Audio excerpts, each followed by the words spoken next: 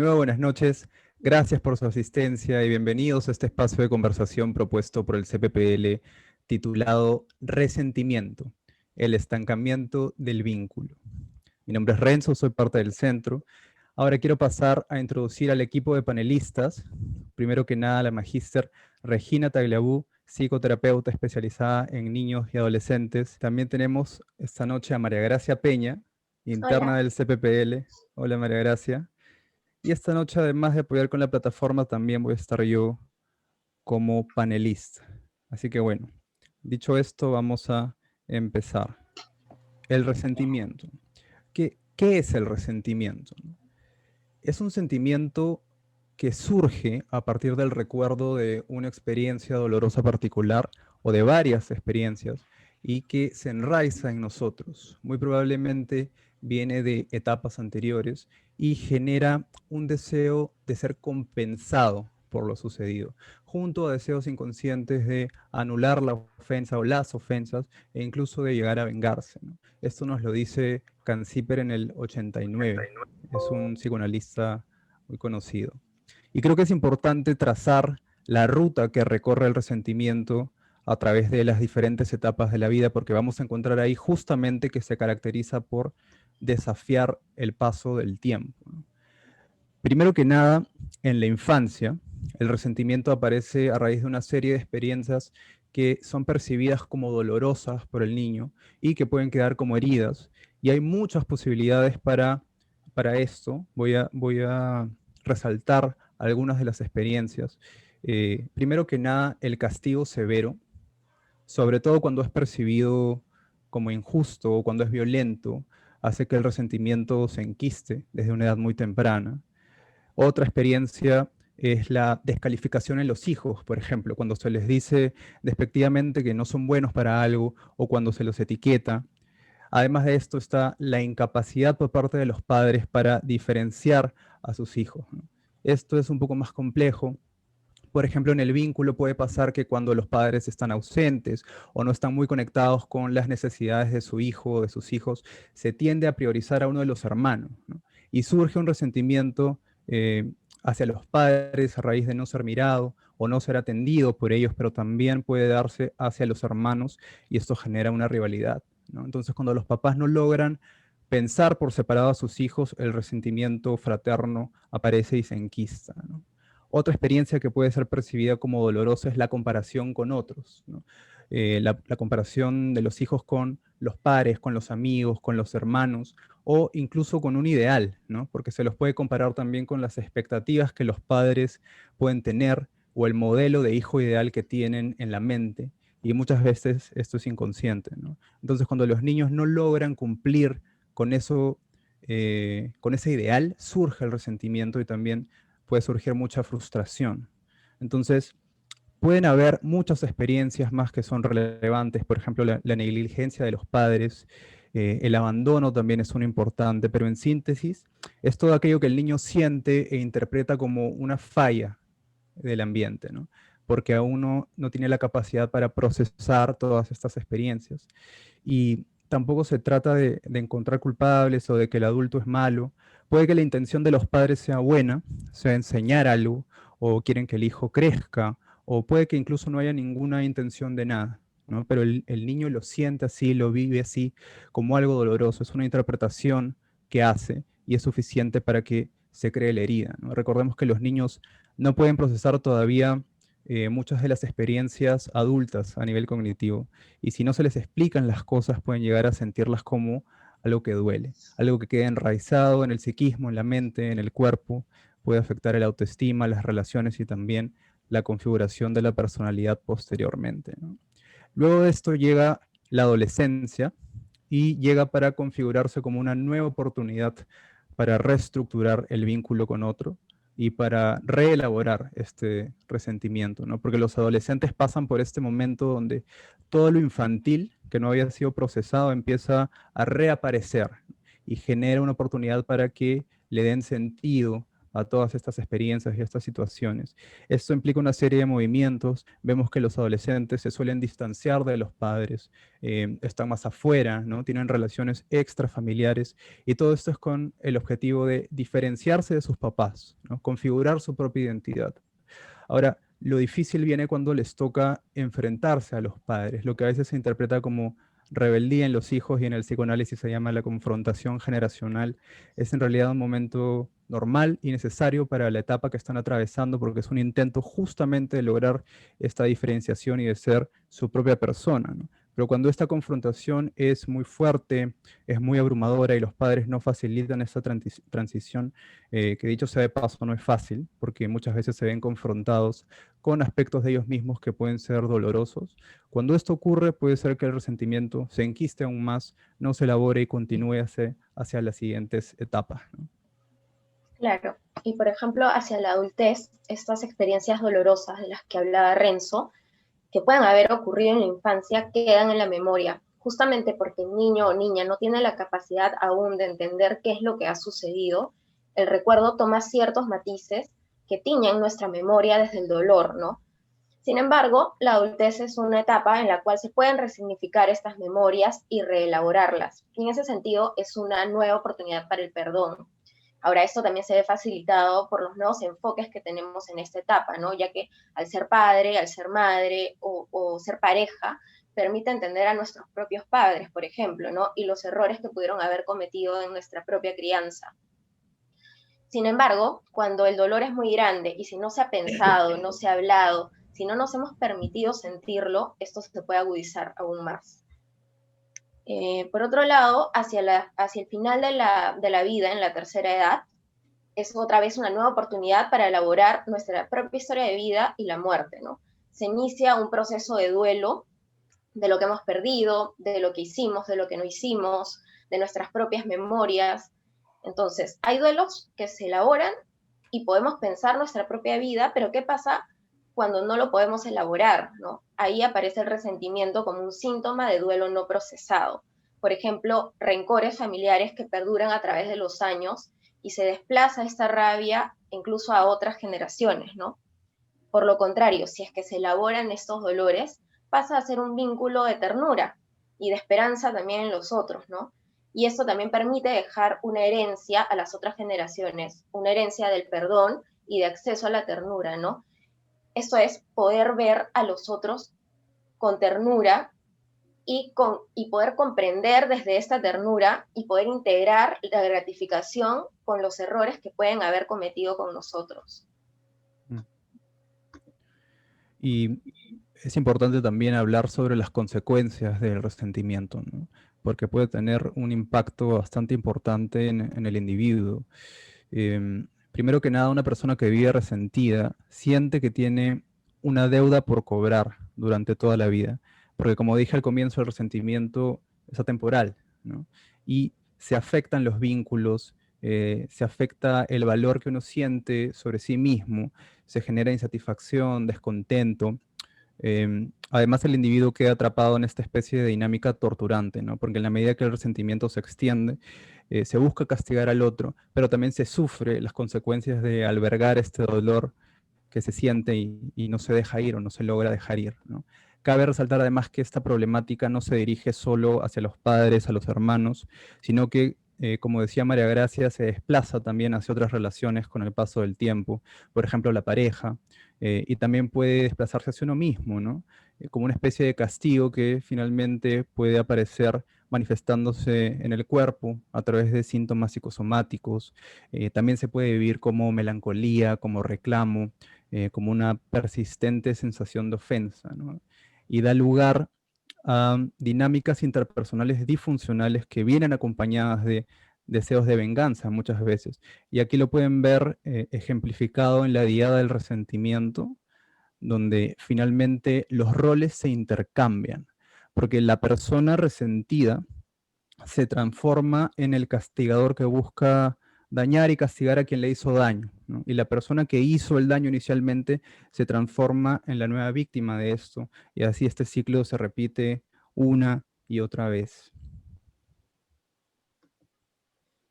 Ahora, Creo que también es importante situarnos en el espacio cultural, ¿no? Un factor fundamental que puede intensificar el surgimiento del resentimiento es el ambiente y las creencias que compartimos entre todos.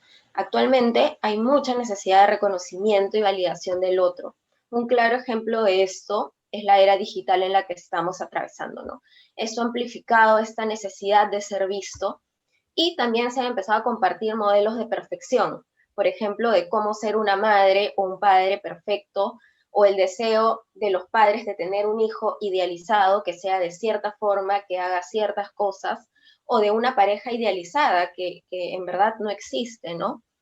Entonces, para algunas personas, el otro debe cumplir cierta expectativa. Y hay una dificultad para ajustar a este otro a la realidad, a lo que en realidad es, ¿no? Y esto lleva a comparaciones constantes, y al ver que la otra persona no alcanza este ideal que tenemos en la fantasía y falla, lo devaluamos, lo culpamos, lo señalamos, y ahí es donde puede empezar a surgir el resentimiento. Entonces, ¿qué pasa cuando el otro no nos da lo que creemos merecer, no? ¿Qué pasa cuando no se cumplen nuestras expectativas? Bueno, una primera opción en cuanto al manejo del resentimiento es que lo albergamos, ¿no? Nos lo guardamos. Y esto genera un estancamiento en distintos niveles, ¿no? En los vínculos, en el autoestima, como dije hace un rato. También en el paso de una etapa vital a otra, en términos de satisfacción, se puede llegar hasta muy viejito y sentirse igual bastante resentido, ¿no? Además, nuevamente, se anula el paso del tiempo y se anula también la discriminación de espacios, porque los eventos pasados que se guardan como herida se sostienen y se desplazan en los vínculos actuales, ¿no? Se viven en la actualidad y esto definitivamente afecta al individuo, trae secuelas al presente. Em, Se vive el enojo y se guarda en el cuerpo. Sabemos que esto afecta el sistema inmune. Y encima de todo esto, nos vemos confrontados con el mandato social de que tenemos que perdonar, ¿no? Tenemos que perdonar porque es lo que es correcto y tenemos que hacerlo incluso a veces sin un proceso de por medio, ¿no? Uh-huh. eh, la otra opción es si lo hablamos, ¿no? Si hablamos, ahí es donde podemos resignificar estas experiencias dolorosas, ¿no? Hemos hablado un montón sobre la elaboración, ¿no? Con esto nos referimos a permitirnos primero sentir ese dolor, la molestia, la ira, poder pensarla, exteriorizarla. Es importante expresar nuestra agresión, ¿no? Y con agresión nos referimos a poder poner nuestros propios límites frente a los que nos molestan, y en ese sentido es constructivo, muy diferente a la violencia que sí es destructiva, ¿no? Ahora, como mencionaba Renzo, ¿no? Existen normas morales que tempranamente hemos interiorizado y por las cuales nos asusta nuestra propia agresión, ¿no? Socialmente se comparte que no debemos sentir molestia, que hay que evitarla, que siempre debemos amar y que no se da este espacio necesario para el enojo y para la tristeza, ¿no? Y en ese sentido hay como una represión masiva y una disociación de las verdaderas emociones, porque está mal sentir rabia, sentir odio, sentir rencor, ¿no? Y finalmente, este miedo a expresar la agresión puede generar que uno se haga daño, ¿no? Como Renzo también lo ha mencionado en algún momento, el cuerpo se enferma cuando reprimimos nuestras emociones. Y bueno, también respecto a estas mismas normas sociales, se comparten también ideas como siempre hay que perdonar para sanar, pero ¿cómo se hace esto? ¿No? Suena fácil, pero no es tan simple, ¿no? Quizás para entender un poco mejor esto puede servir el concepto del mundo líquido de Bauman. Él dice que vivimos en un mundo donde las personas buscamos la inmediatez, sin dar espacio al proceso. Pensaba que perdonar justamente implica eso, ¿no? Un proceso. Es difícil pensar en perdonar saltándose el camino que a veces puede ser sinuoso. Y en ese sentido es necesario narrar estas experiencias dolorosas, entenderlas, entender desde dónde lo hace o lo hizo el otro. Y esto permite tomar distancia. Y ahí es donde podemos empezar a dar sentido a lo que la otra persona nos hizo. Ujú. Y bueno, para ya no extendernos mucho más, queremos cerrar con esta frase que hace énfasis en el rol de la palabra y de hablar este tipo de, hablar sobre este tipo de emociones, ¿no? Eh, nos dicen, la palabra es la única forma de historizar la experiencia dolorosa y así poder darle un significado distinto. Lo que no se dice finalmente se enquista y se vuelve más difícil de resignificar y reelaborar. Y bueno, ahora nos gustaría darle la palabra a Regina para luego abrir el espacio de conversación. Sí, buenas noches. Frente a lo que han planteado Renzo y María Gracia, son como ideas, como para, digamos, como para dar pie a que podamos conectar con una serie de cosas que nos pasa, que nos suceden, o situaciones que vemos en los otros, o simplemente cosas que nos hacen pensar en este proceso de ir siendo, intentando ser cada día mejores personas, ¿no? Y abrir el espacio de conversación, ¿no? Acá hay una, eh, una frase, ¿no? Que dice Kanzi, pero lo que pasa es que al principio no escuchaba porque estaba mi micrófono apagado de la computadora, ¿no?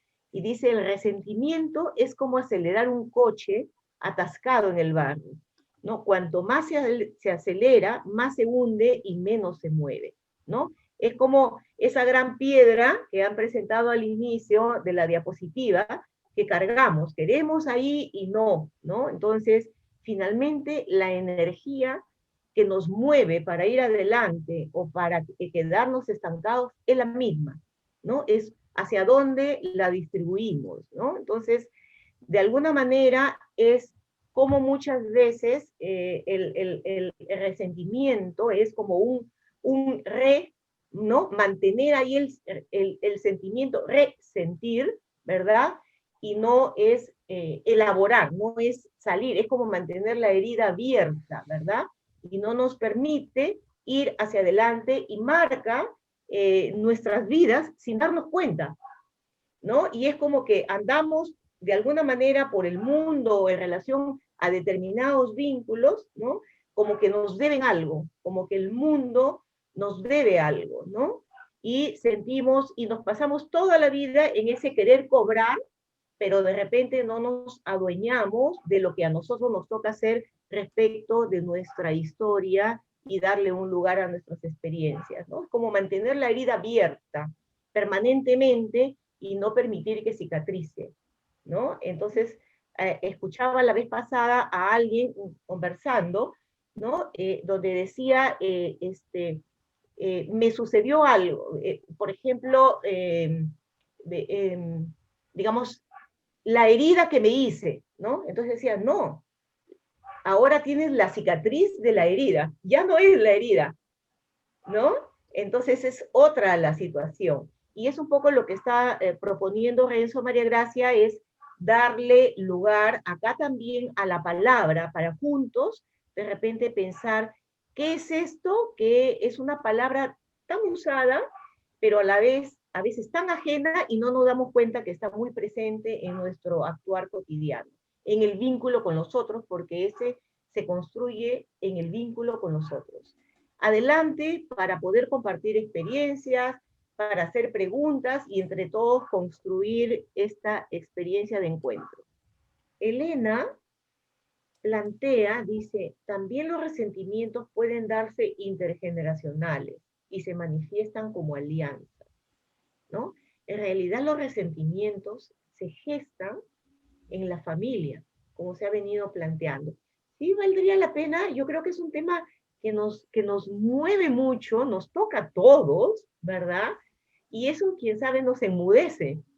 Pero no, son experiencias, sentimientos compartidos y de repente unos más que otros, pero creo que podríamos darle acá un lugar, ¿no? Me captura esto de las alianzas y pensaba se ha tocado el tema de los hermanos, ¿no? De los hijos, los hermanos, ¿no? Que a veces digamos, a veces se dice a los chicos, ¿no? Quiéranse entre hermanos, ¿no? No se peleen, ¿no? Y como que muy pronto tendemos a tapar, digamos, hay una agresión sana también, que de repente uno la manifiesta hacia afuera y es una manera de decir cómo me siento. Pero creo que quien le va a dar el significado de que lastima o no lastima son los adultos que están a nuestro alrededor. Entonces no le hagas daño a tu hermano. De repente, entre ellos no se están haciendo daño, ya los adultos le vamos poniendo algunos significados, ¿no? También lo que nos sucede en esto de alianzas, como dice Elena, lo he escuchado mucho en la consulta y a lo largo de mi experiencia de vida, dice, sepa, igualito a su padre, igualito a su madre. Entonces yo estoy enojada con mi esposo y le traslado mi resentimiento hacia mi hijo, ¿no? Recuerdo una vez, yo atendía a un niño hace muchos años, por ese niño ya debe estar muy grande, ¿no? Y siempre cuando abría la puerta, ¿no? La mamá le estaba diciendo algo que me sonaba a que estaba enojándose, ¿no? Entonces un día me siento con la mamá a solas y le digo, ¿por qué tienes tanta rabia hacia los hombres? Solté eso, ¿no? Y porque me daba cuenta que era su niño y también indirectamente por ahí solayaba algo hacia el esposo. Y ella me cuenta, por eso es que la convoqué a solas, de todo un dolor que había con el esposo desde cuando eran enamorados. Y la estaba trasladando al hijo. Entonces con su hija tenía otra relación. Y acá se van haciendo estas alianzas que después se traduce entre los hermanos se resienten, ¿no? Porque dice, a ella la quieren más, a ella la prefieren, porque ella es la elegida o él es el elegido, y así es como se va sembrando. Y eso después yo lo traslado, lo cargo, no me doy cuenta que lo cargo, ¿no? Y lo voy trasladando a mis hijos, con mi pareja, ¿no? Y lo voy repitiendo como un intento de repente de entenderlo y no me estoy dando cuenta, ¿no? Por eso es que lo primero es aceptarlo, dice Nancy, hablarlo, intentar hablarlo, pero también está la limitación de lo que ustedes han ido diciendo, de que hay un límite que no siempre va a cumplirse nuestra expectativa de que el otro quiera hablar. Ya nos toca trabajarlo solos. Por aquí está Karina Gilardi levantando la mano. Hola, ¿qué tal? Hola, Karina. Bueno, nada, gracias. Y me estaba quedando con esta idea que en algún momento lo escuché hace un par de meses, ¿no? Así como tenemos en algún momento alguna herida física porque nos caemos, porque nos tropezamos, y tenemos que darle atención para curarla, ¿no? Atención para hasta inclusive ponerle una curita, ¿no? Para saber que realmente estamos heridos y podemos y tenemos que hacer algo para que deje de sangrar, ¿no? Es lo mismo como cuando suceden estos daños en los vínculos, que tenemos que darle lo que veníamos hablando, ¿no? Esta atención a lo que nos ha dañado, a lo que nos duele, a lo que nos ha movilizado, ¿no? Y por otro lado, también me quedaba pensando en bacán si la otra persona quiere hablar contigo, si se quiere establecer un diálogo, ¿no? Sería lo ideal, como decías tú, Regina. Pero también habría que ver, como decíamos, el hecho de trabajar con uno mismo, ¿no? De ser responsable y, como decía María Gracia, de tener una responsabilidad con nosotros mismos, porque si es que por último no puedes acudir a psicoterapia, lo cual es una realidad en el Perú, ¿no? Lamentable, pero es la realidad, podemos hasta comenzar a trabajar por nosotros mismos, ¿no? A expresar de repente escribiendo, de repente dibujando, ¿no? Encontrar la manera, y creo que esto lo relaciono también un poco con el concepto de resiliencia, que una vez también expusieron acá, de tener esta capacidad de transformar el dolor que en algún momento hemos vivido, ¿no? A partir de una vivencia, y, y poder darle un sentido y finalmente curarlo, claro, en todo este proceso que probablemente pueda ser largo, ¿no? Y nada, me quedé con esa idea en mi mente. Sí, ahí para agregar, Karina, me has hecho acordar que atiendo a un chico que lo he visto en dos épocas de su vida y en este último tenemos un largo proceso, y recién a sus 24 o 25 años le está pudiendo poner palabras a eso que yo sabía cuando venía de niño, pero que obviamente yo lo sabía por la entrevista con la madre, ¿no? Y lo está convirtiendo en poesía. Ya antes lo escribió en cuentos, pero ahora, ¿no? En poesía. Y cómo en una poesía que él la pudo leer, me la pudo leer en 10 minutos, ¿verdad? Estaba condensada toda su vida. Y ahí yo le señalo que por primera vez él está pudiendo poner palabras a esos recuerdos que han estado dando vueltas y vueltas, y él dice, no quiero ser como mi padre. Y yo le digo, ya no eres como tu padre, porque lo estás hablando y lo estás transformando, ¿no? Entonces, eso es bien importante, ¿no? Hay, como dice, es la terapia, obviamente lo ideal, todos los terapeutas vemos, porque lo hemos vivido en carne propia, porque hemos tenido nuestros propios procesos, y vemos los grandes beneficios, pero no todos tenemos acceso, como plantea Karina. Pero hay otras formas.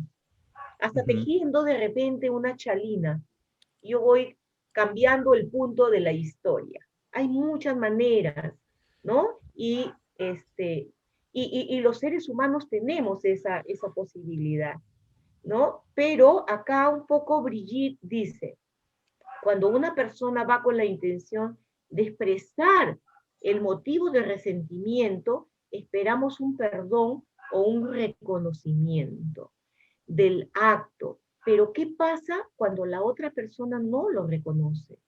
Me ha pasado con mi madre y sigue aún el mal sabor en la boca. Así es, pero ahora nos tenemos que hacer cargo. A veces el otro no lo reconoce, ¿no? Y puede sacar hasta su agresión como defensa, y es que le da vergüenza reconocerlo también. Y sí sabe, pero por lo menos se lo dijimos. Y ya es nuestra tarea retejer nuestra chalina y cambiarle de punto. Claro, creo que tal vez eso es lo complejo de perdonar, ¿no? Porque tú te puedes acercar a un otro, pero la respuesta del otro realmente no sabes cuál va a ser, no sabes si va a estar abierto a una conversación o te va a poner el límite y va a decir que no. Y por eso es que toma tiempo, ¿no? Y pensaba también, ¿no? En estas experiencias dolorosas con los padres, a veces realmente te hieren muchísimo, ¿no? Y es como lo que le mencionaba a una persona que atendía hace unos días, es como cuando te rompes una pierna, ¿no? Que más o menos me hizo recordar lo que Karina mencionaba. Te rompes una pierna, no te vas a vendar tú sola, ¿no? O sea, probablemente necesites ir al doctor, que te hagan una radiografía, ver cuánto tiempo usas el yeso, que te hagan otra vez una radiografía. Entonces toma todo un proceso, ¿no? Y sobre todo en dolores tan nucleares, ¿no? Que no se tienen que hacer solas o solos, ¿no? Gladys Guzmán nos está diciendo algo que me parece muy importante en el chat. Nos dice, ¿qué es procesar y hacerse cargo? ¿Será solo entender, racionalizar? Si es así, me parece que no es suficiente. Es necesario también sentirlo y eso no viene junto, creo. Gladys, quiero decirte que estoy completamente de acuerdo contigo y es muy importante plantear esta distinción porque efectivamente estamos hablando de hablarlo, pero es que no pasa por racionalizar, porque no pasa por la cabeza, ¿no? Como tú dices, pasa por el afecto. Y ese afecto es una experiencia que surge en el vínculo con otro. Por eso Regina hablaba al comienzo de una escucha que acompaña, ¿no? Por eso hacemos nosotros énfasis en la psicoterapia. Es la experiencia en el vínculo que te escucha, que recibe lo que tú estás transmitiendo, donde finalmente se puede lograr una reparación. Otra forma de evocar ese afecto también es lo que vienen comentando en relación a buscar maneras de expresar, ¿no? No necesariamente creo que la expresión tenga que ver con racionalizar las cosas. El arte es una forma muy, muy creo yo, linda y eficiente para plasmar todo ese afecto, todo ese contenido en algo que tenga sentido, ¿no? Y las palabras pueden ir después también. En el chat anterior hablaban de la palabra reconocimiento, ¿no? Y acá Sandra dice, ¿y cómo que a pesar que uno se acerca y pide conversar, pero la otra persona se resiente y te dice que más bien hablarán cuando los sentimientos cambien, ¿no? A veces uno espera que mágicamente cambien y de repente cuando intentamos racionalizarlo, ¿verdad? Más bien los encapsulamos, pero después nos pasan la factura en algún otro momento, ¿no? Entonces, mágicamente no se cambia, uno tiene que hacer un esfuerzo. Y una de las cosas que nos causa tanto dolor a los seres humanos es cuando no nos sentimos, como somos seres vinculares y nos construimos con el otro y a través de la mirada del otro necesitamos mucho el reconocimiento del otro. Pero a veces no lo podemos hablar con la persona con la que tenemos el conflicto, pero de pronto lo podemos hablar con otra escucha que pueda reconocer y decir, sí, eso te sucedió, ¿verdad? Ahora, ¿qué hacemos con eso que te sucedió? ¿Cómo convertirlo en una experiencia que pueda ser procesada y no te quedes fijada cual ancla, ¿verdad? A un momento de tu vida, tú eres más que ese momento. No es fácil, no es fácil. Kelly dice, ¿cómo puedes perdonar si en la infancia hemos sido tratados de modo indiferente por nuestros padres? Y al llegar a la vida adulta, se lo manifestamos y esos padres reaccionan indiferentes ante los sentimientos manifestados. Y tienes toda la razón, Kelly. A veces los padres no nos miran como deseamos que nos miren, porque todos soñamos con ser los únicos en el universo. Y de repente, el hablarlo, el procesarlo, creo que en el taller anterior se decía, ¿verdad? Vamos entendiendo con qué hubo en el otro. Y eso nos permite desprendernos de lo del otro, separar nuestra experiencia de la del otro. A veces los padres no te miran como uno espera, porque de repente ellos tampoco tuvieron la experiencia de ser mirados. Y creemos que no quieren, es que no pueden. Y quién sabe, cuando entendemos esto, le damos otro significado y le damos otro lugar y salimos, ¿no? Nos crecen un poquito de alitas y vamos hacia adelante. Ir adelante no significa olvidarnos de todo. Cada vez que recordemos cuando nos hemos hecho una herida y le sale cicatriz, la cicatriz siempre es el recuerdo de algo que sucedió, pero que cada día lo vamos entendiendo de una manera diferente. En el caso de los niños, este resentimiento que surge por la atención constante de los padres al hermano demandante podría manifestarse con la tartamudez. En un primer momento se me ocurre que la tartamudez viene a ser un síntoma, ¿no? Viene a ser un síntoma de que algo está pasando con este niño, ¿no? Entonces creo que tiene que ver un poco con lo que mencionaba Renzo al inicio del conversatorio, ¿no? Que puede que en esta comparación, que no necesariamente pueda ser una comparación consciente, ¿no? No es que los padres quieran compararlos, pero el niño tal vez al ver que hay más atención hacia el otro hermano, no lo puede registrar o no lo podría registrar como un adulto, digamos, ¿no? Y decir, esto está pasando con mis papás y por eso es que le prestan más atención a mi hermano, ¿no? Entonces, como todavía le cuesta hacer eso, definitivamente siente un desbalance, ¿no? Y puede estarse manifestando en esta tartamudez. Me hace pensar un poco en la situación del vocero familiar, ¿no? Donde finalmente el niño desarrolla un síntoma dentro de sus capacidades para anunciar un poco lo que está ocurriendo en la familia, ¿no? Estas dinámicas disfuncionales que hablábamos al comienzo, que se gestan dentro de lo familiar y el niño no está en la capacidad de asimilar y procesar del todo desde lo racional de repente pero igual lo anuncia, ¿no? Y genera, desarrolla un síntoma. Entonces, qué importante mirar que acá el problema no es el niño, ¿no? El niño es parte, más bien el niño está buscando un cambio para esta situación que probablemente le está generando mucha angustia, ¿no? Habría que mirar qué está ocurriendo también en la familia, con los padres. De repente no es solo la atención a uno solo de los hermanos, de repente son más cosas, son bastantes elementos que aparecen ahí, ¿no? Alexa está levantando la mano. Hola, ¿qué tal?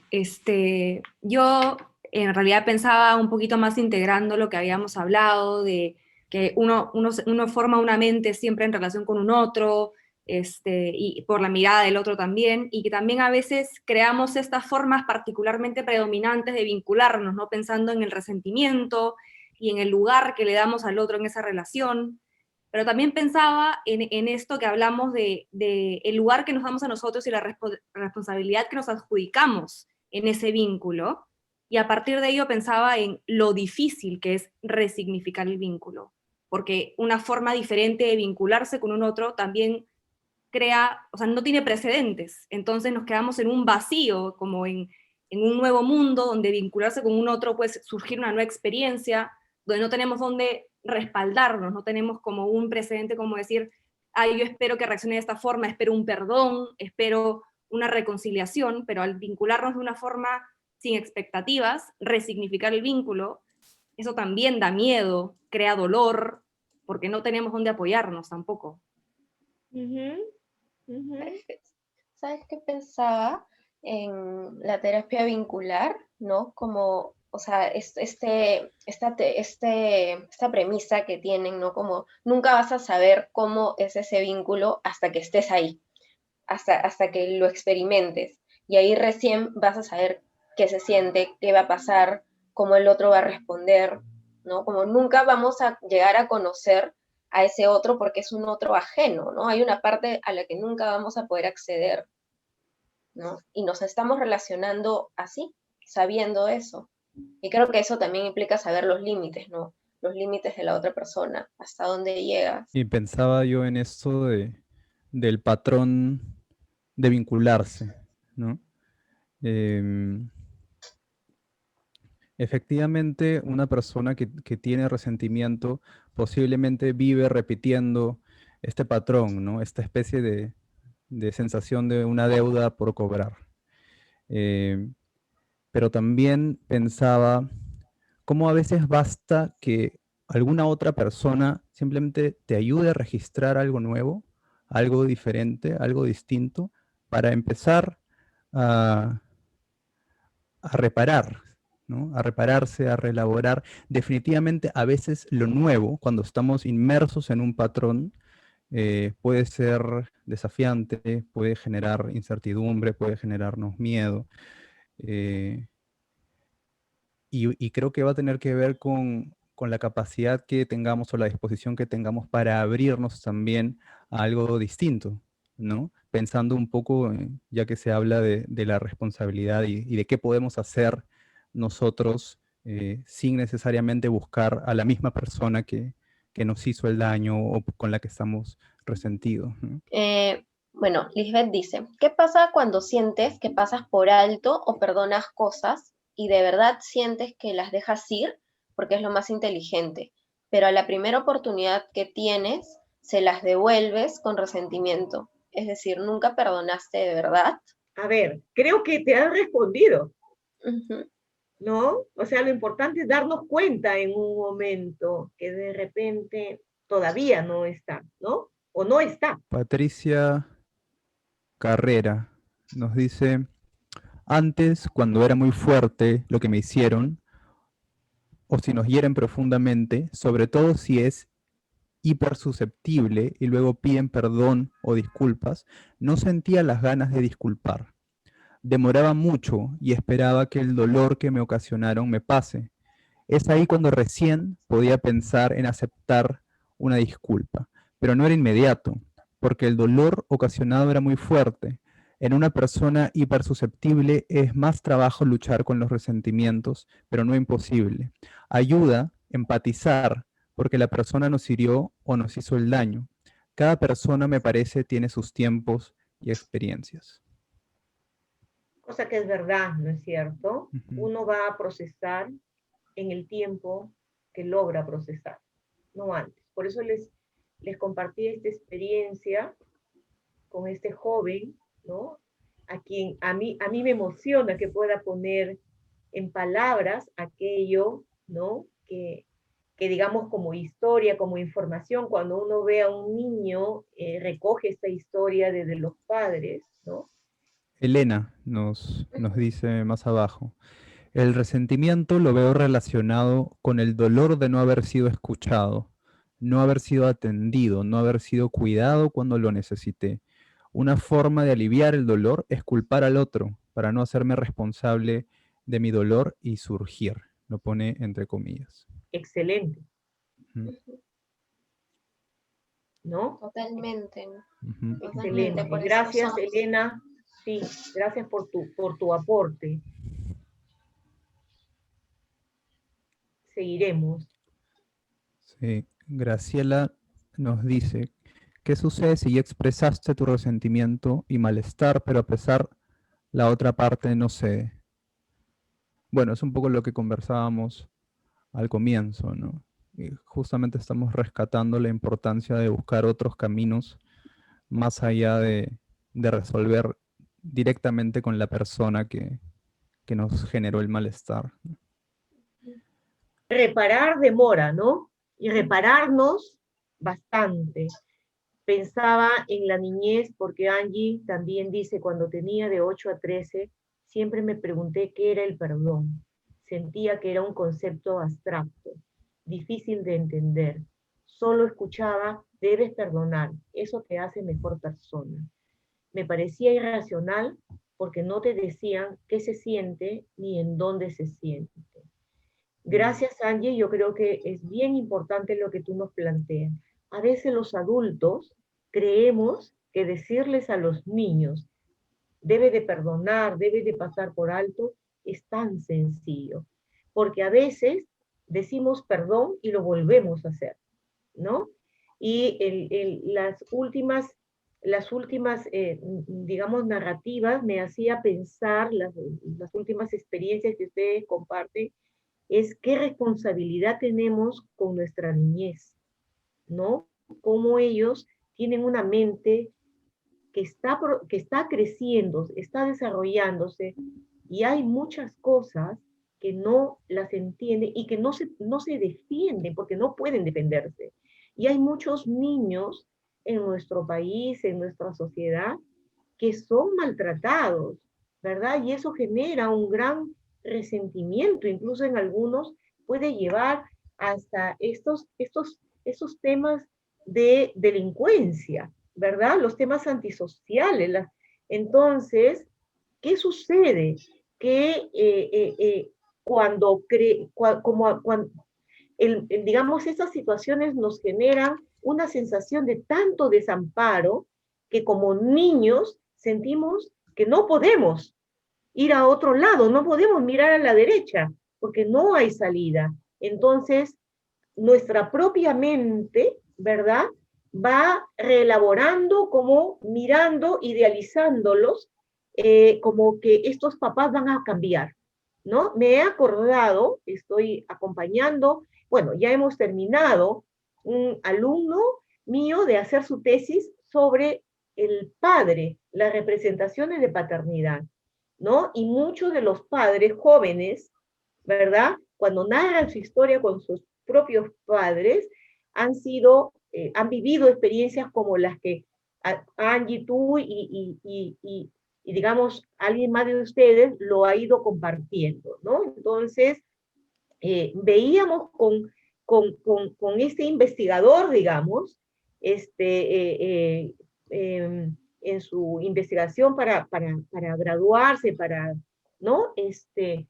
Cómo estos papás cuando niños habían necesitado idealizar, o sea, mirar como que la esperanza de que este padre iba a poder cambiar. Era la única manera de sobrevivir frente a sentir la vulnerabilidad que estás a expensas del adulto. A veces los adultos creemos que los niños son nuestra propiedad, y los niños no son nuestra propiedad. Tenemos un compromiso ético de ayudarlos a crecer. Y creo que tenemos la responsabilidad de procesar como adultos, cuando somos papás, de procesar esos dolores que nosotros tenemos para no repetirlos con ellos. Y así ellos puedan ser mejores personas. Creo que es la única manera de podernos hacer mejores personas. Yo decía que a través de los hijos y de la experiencia de ser padres, también nos podemos curar, porque nos comprobamos que se puede ser papá de otra manera, pero también somos como hijos que perdonamos a nuestros padres porque intentamos entender, la herida no se ha ido, perdón, la cicatriz no se ha ido, pero intentamos comprender desde dónde lo hicieron ellos. Dice, ¿cómo se hace cargo de nuestro propio dolor? Será por intermedio del perdón, pero no hay perdón si no nos hemos encontrado con el dolor. Procesar, dice, y hacerse cargo, sí, procesar no es fácil, como dice Gladys, ¿no? Sí, nos tenemos que hacer cargo, pero nos tenemos que hacer cargo no es victimizarnos, es darle un nuevo sentido a esas experiencias para no repetirlas. Pensando en esto que dice Berta, ¿no? Sobre el perdón, y creo que ha salido en varios comentarios, creo que es importante pensar en no forzar el perdón, no dejarnos tal vez guiar por ese mandato social de perdonar que ya venimos conversando, sino más bien hay que dirigir nuestros esfuerzos y nuestra energía hacia el proceso de nuestra propia salud, ¿no? Y respetar sobre todo que ese es un proceso, que no es inmediato, ¿no? Que es poco a poco, que como decían por ahí, uno de repente piensa que ya ha perdonado, que ya está bien y que de la nada surge el deseo nuevamente de venganza o de hacer daño, ¿no? Incluso respetando eso también. Así de amplio, así de profundo puede llegar a ser un proceso, pero en la medida que lo dirijamos responsablemente hacia nuestra salud, creo que siempre hay una oportunidad para reelaborar, ¿no? Y para reparar. Así es, y eso va en la línea de lo que dice Esther. Esther dice, mi madre siempre me criticaba cuando iba a salir. En principio me fastidiaba, pasaron los años y le dije, tengo derecho a vestirme, peinarme como quiera. No le gustó. Pasaron los años, crítica, ¿no? Pero yo me pongo a bailar, dice, yo me pongo a bailar y fluye. Ahora tiene 86 años, nuestra relación es simpática. Estoy contenta de cuidarlos a los dos, pero no olvidarme de mí, ¿no? Como ella pudo decirle a su mamá, déjame que yo sea también diferente y me adueñe de mi manera de vestir, de peinarme, de ser en la vida. Eso es bueno, porque te permites no quedarte en el resentimiento, ¿no? Leo a Ingrid, dice, el resentimiento creo que surge por un inadecuado manejo emocional, que desde muy niño lo expresas y no se educa en la familia. Por ello es necesario educar a los padres en este aspecto. De repente, educar en el sentido de conectarnos con los aspectos, ¿no? Porque si nos educamos en lo que debemos ser, al final no somos auténticos, ¿sí? Y el niño, el otro, lo percibe, ¿no? Dice, el resentimiento se produce por una persona que nos hizo un daño, pero también una situación. Así que la violencia estructural, la pobreza, la misma pandemia que está causando mucho dolor, está cómo podemos ayudar en las escuelas tanto niños, adolescentes que no tienen acceso a un psicoterapeuta, ¿no? Mira, acá los docentes tenemos también, digamos, tenemos esta posibilidad de ayudar, ¿no? Lo voy a decir muy ligerito. Yo cuando salí de la universidad y necesitaba trabajar y fui a un colegio a enseñar, un colegio de secundaria, ¿no? Y 20 años después, 20 o 25, los chicos celebraban, ¿no? Una festividad de su promoción, de egresados, ¿no? Entonces me invitaron y un alumno, ¿no? Que yo lo sigo viendo como un alumno, se paró y dijo, ¿no? Regina me dijo tal cosa, yo ni me acordaba. Y dijo, eso me cambió la vida. creo que era en la línea de que le dije, si tú no te haces cargo de tu propia vida, nadie lo va a hacer. Algo por ahí iba, ¿no? Y yo no me acordaba. Entonces los docentes sí tenemos presencia. El vecino, el que vende en el kiosco de la esquina, la señora del mercado. A veces el otro con su generosidad nos ayuda a reparar esos dolores internos. Y con la validación también, ¿no? Con la validación de lo que sentimos. Justo me acordaba que estaba leyendo, ¿no? De una chica que sufría de anorexia y que había estado también en un montón de terapias. Lo he recordado porque varios dicen, ¿no? Como he estado en terapia un montón de tiempo y sigo sintiendo lo mismo. Entonces, se trataba de esta chica, ¿no? Que había estado mucho tiempo en terapia y recién cuando habló con una persona que limpiaba en la institución donde ella estaba internada, y le escuchó genuinamente y le dijo, sí, pues tienes razón en sentirte así. Ella sintió que por fin alguien la estaba escuchando, de verdad, ¿no? Entonces, a veces no se limita a simplemente ir a terapia, ¿no? Lo ideal es ir a terapia, ¿no es cierto? pero, Sí, claro. pero no siempre, y tienes tú toda la razón. O sea, alguien te dice sí, o de repente escuchas, o en una película, ¿verdad? Y siempre hay una posibilidad de curación, ¿no? Dice Scarlett, ¿y qué sucede en torno al resentimiento personal y con la vida? Un resentimiento a que las cosas hayan salido mal, de sentirte culpable, responsable de esas consecuencias y no poder perdonarte, y no por no querer, sino de no querer aceptar e integrar esas cicatrices, porque son terribles e insoportables.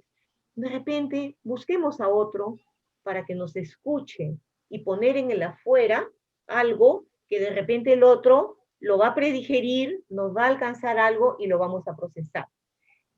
Acá cierro mi participación, que creo que he hablado demasiado, perdónenme, pero yo siempre uso este ejemplo, suelo usar este ejemplo que lo veía en mi niñez porque he crecido muy cercana también al campo, a la naturaleza, ¿no? De ver a la paloma cuando le da de comer a su pichoncito, ¿no? No está en el pichoncito en el momento de darle, de comer el maíz, la comidita entera. La paloma lo predigiere y se lo pone en la boquita hasta que él sea capaz de, ¿no? Entonces yo creo que ahí miro como sin el otro no vamos a poder escucharnos. El otro nos presta su mirada, su voz, su palabra, su tomar distancia, ¿verdad? Se hace cargo un ratito de nosotros y nos da un alcance que nos permita ir pensando.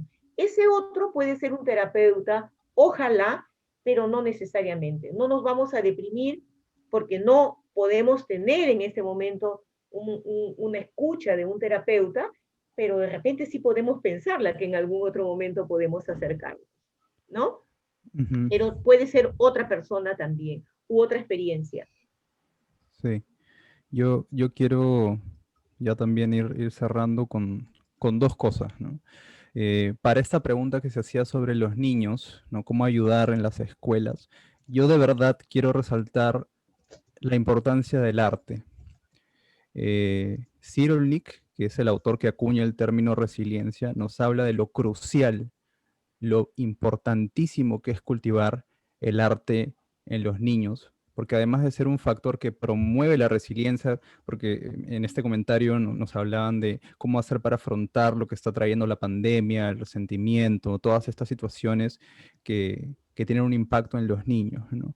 El arte es una de las formas tal vez más eficientes para que ellos puedan elaborar este contenido, ¿no? De la mano del juego, el arte es algo que puede ayudar muchísimo en estos tiempos. Y lo otro que quiero decir es algo que de repente no se escucha mucho, pero es hablar de algo que creo que hemos conversado Regina y María Gracia y yo, es el potencial transformador del resentimiento.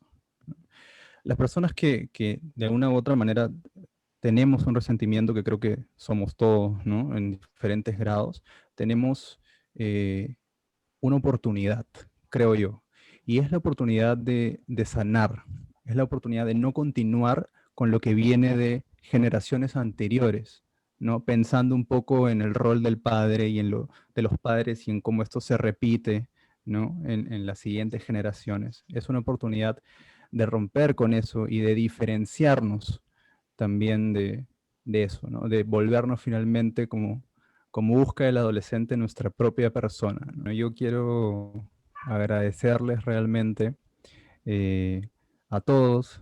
Muchas gracias Regina, muchas gracias María Gracia. Realmente ha sido una experiencia muy linda conversar con ustedes y escuchar todo lo que nos han traído esta noche. Y espero que la experiencia haya sido del agrado de todos. Sí, muchas gracias a todos por compartir también experiencias tan íntimas y tan reales que creo que muchas personas nos podemos identificar también, ¿no? Como dijo Renzo hace un rato, creo que todos tenemos algún tipo de resentimiento o estamos en proceso de reparación, ¿no? Y es normal, y creo que visibilizarlo es bueno, ¿no? Nos ayuda a sentir que no somos los únicos, ¿no? Y que no está mal. Y bueno, también quería resaltar este tema, ¿no? Social, ¿no? Que siempre está bien cuestionar estos mandatos sociales, está bien pensarlos, ¿no? Ver de dónde vienen, por qué son así, ¿no? Y en ese sentido sí, también les recomiendo bastante ese libro de Alice Miller, ¿no? Que habla un poco de este ideal del perdón, ¿no? Y un poco también para despedirnos, saben ustedes que el CPPL está ahí a disposición, ¿no? Hay toda una escala de pagos y que si nos animamos digamos, a vivir una experiencia de psicoterapia, ahí está para ustedes. Muchísimas gracias y nos estamos viendo pronto.